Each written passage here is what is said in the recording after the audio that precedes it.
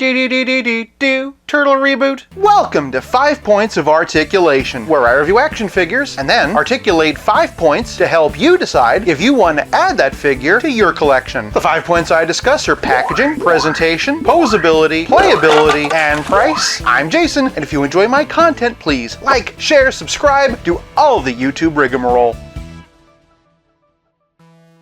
Today we're taking a look at Leo and Mikey from Teenage Mutant Ninja Turtles Mutant Mayhem by Playmates. Starting with the packaging, and they come on retro cards with a real retro feel. Similar to the classics, and they're bursting through a purple tinted brick wall. A brick wall covered in graffiti, I might add. Logo in the top corner, with fun character art on the sides. And under the name it tells you where they rank on the team. Much like Billy Joel, Michelangelo is the entertainer. Also similar to the classic series, we have a cutout with the character information, and movie graphics representing all the other figures in the wave. Unlike the old days though, when these cards redirect you to YouTube. A little new and a little old. For packaging, I'm giving Mutant Mayhem 1 whole point. Before moving on to presentation, I just want to say that they were wrapped up in these twines with tabs instead of the usual twisties. I've never seen anything like this before, but it worked really well. Now moving on to presentation, and Mikey stands at about 4¼ inches, whereas Leo stands at 4½. These are highly stylized versions of the characters, so your appreciation for these figures are going to largely hinge on how you feel about that. Given what a dynamic art style this is, I think Playmates has done a mostly decent job of translating them into plastic. I can't help but feel that they would have benefited from some extra line art similar to what NECA does. I mean, not like that, but for a basic $10 figure, I'm actually impressed. I will say, according to the card art, Mikey's supposed to have braces, but honestly you can barely see his teeth on the figure, so I don't really think it matters. I will say on the card art, he also looks a lot more adorable, whereas the figure looks like he's doing the crazy eyes from the new guy.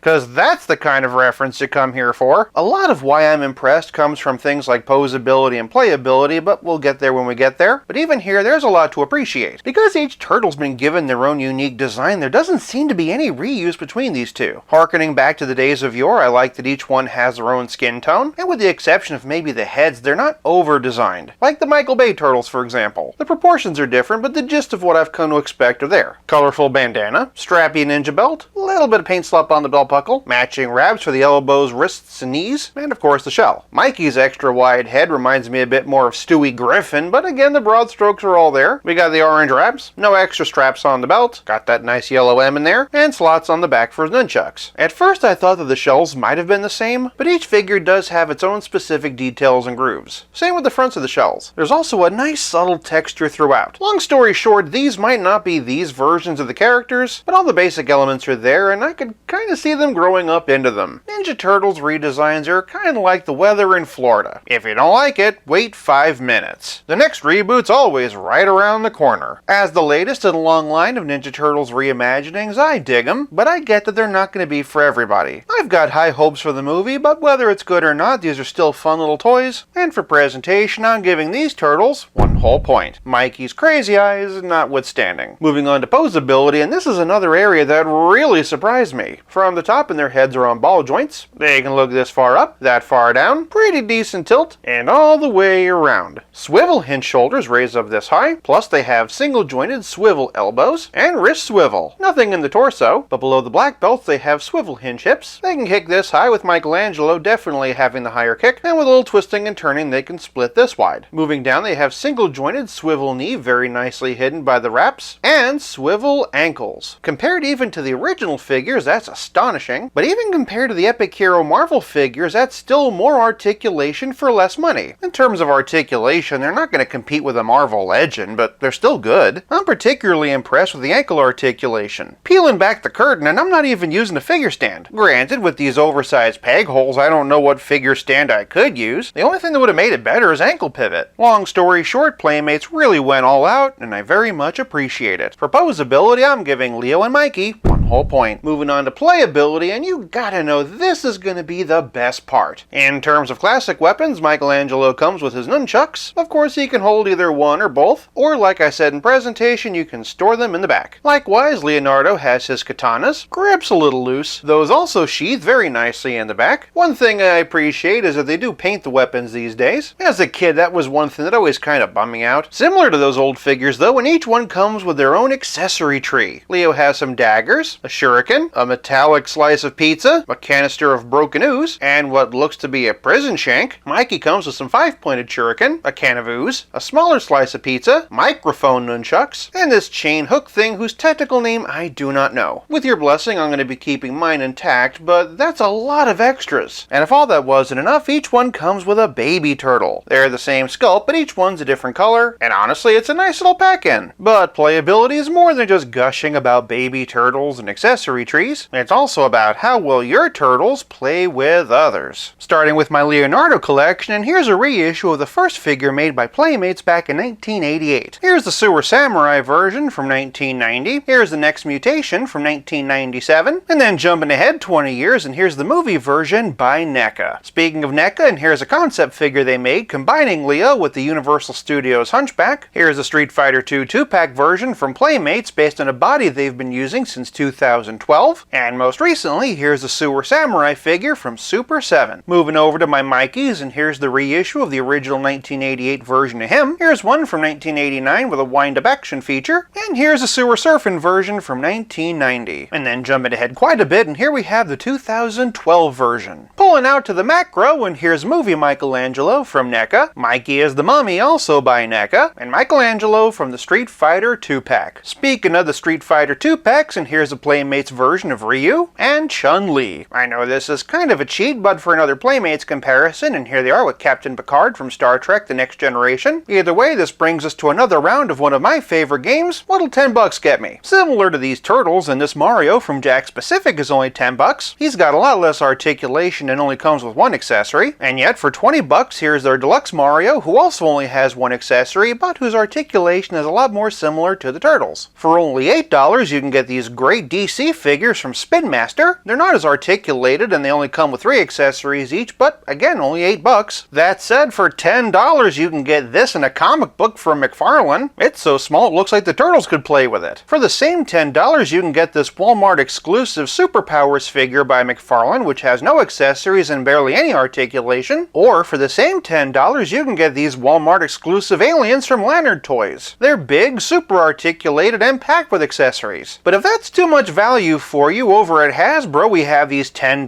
3 3/4-inch Marvel Legends that have no accessories. Or for only $11, you can get these taller ones that have an accessory and inferior paint. Same with this one, but with better articulation and better paint. And same as this one. I understand that licensing fees are going to be different from brand to brand, but again I ask, what's $10 worth really? All that said, since the new Ninja Turtles seems to be inspired by the aesthetic of Into the Spider-Verse, I thought I'd bring out Miles Morales. For a relative scale comparison, here they are with Pizza Spidey and the Spectacular Spider-Man. Did someone say pizza? And as always, here they are with Stealth Iron Man. Hey, doesn't one of you do machines? I'm kind of in need of a repair. Oh wait, that's the purple one. Hurry up and review the purple one! Between all the accessories and all the other figures in the wave, this one's a no-brainer. For playability, I'm giving these turtles 1 whole point. This leaves us with nothing left to discuss but the price. These turtles retail for $10 a pop, and if you've been paying attention, you can probably guess I think that's a bargain. Again, each one's a unique sculpt with 11 points of articulation, multiple accessories, and an accessory tree for even more options. Compared to other popular toy lines for kids, $10 for all this is a steal. For price, I'm giving these turtles 1 whole point for a grand total of 5 out of 5. How excited are you for the new movie? Sound off in the comments below and tell me which version of the Ninja Turtles is your favorite. If you like this video, check out one of these. Thank you so much for watching. I'll be back again real soon, but until then, play nice and have fun.